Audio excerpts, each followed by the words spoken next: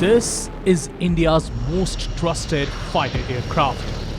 This is also a symbol of Indo-Russian friendship and cooperation. This is the aircraft which protects India's sky. This is MiG-21.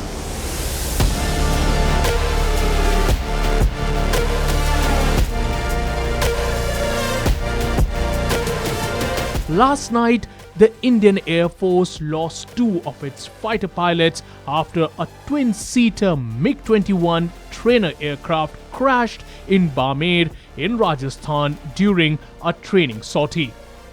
The IAF has constituted a court of inquiry to ascertain the cause of this fatal crash.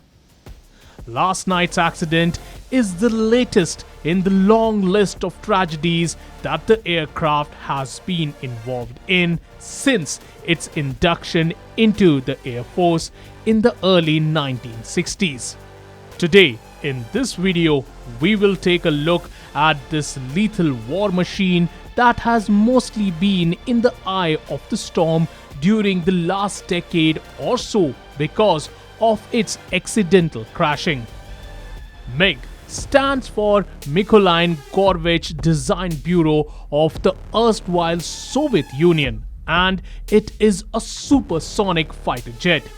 India got its first single-engine MiG-21 in 1963, and it progressively inducted several of its variants in its fighter fleet to bolster its combat potential.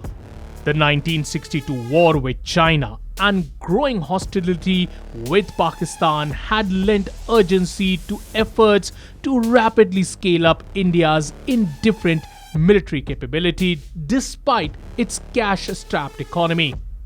The Soviet Union was willing to sell the fighter aircraft on extremely favorable terms and even agreed for licensed production by Hindustan Aeronautic Limited.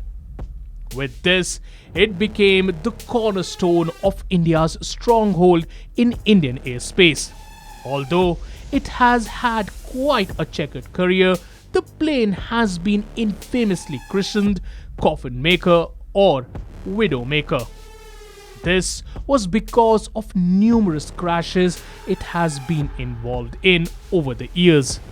According to reports, 400 MiG-21s have crashed since 1971-72, killing over 200 pilots and another 50 on the ground. This has led to fatality of more than 200 persons, including 171 pilots, 39 civilians, and 8 other services personnel. Surprisingly, the IAF continues to use MiG even though the Soviet Air Force that made this aircraft removed it from service in 1985. After 1985, even Bangladesh and Afghanistan had removed it from service. MiG-21 complete their retirement period in the mid-1990s. However, it is still in the skies. And according to experts, absence of more variants of fighter jets could probably be a main reason for their accident since almost the entire weight is on MiG-21. Also, the induction of multi-role fighters has been delayed and only 36 Rafales came instead of the projected requirement of 126. Moreover, the light combat aircraft program is also running behind schedule, and fighters such as Sukhoi 30 have had serviceability issues. As of now, the Indian Air Force has 32 squadrons against the 42 mandated by the government to tackle a two-pronged attack. The number could go down to 28 squadrons by 2024-25 when all MiG-21s will be eventually phased out. IAF will induct different variants of Tejas LCA in the coming years to replace the aging aircraft. The Defense Ministry in 2021 had awarded 48,000 crore rupees contract to Hindustan Aeronautics Limited for 83 Tejas LCA jets for IAF. The first Tejas will be delivered to the Indian Air Force in 3 years, with the rest being supplied by 2030. This probably will lend some sort of power to the aging fleet of IAF. In a situation where India has enemies at her neighborhood and the possibility of a two-pronged war can't be ruled out, the air domination of India has to be at its best.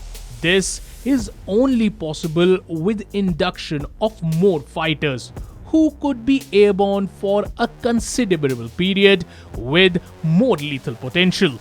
The battle for air domination will never stop, but perhaps India's quest for a reliable and all-weather fighter aircraft might.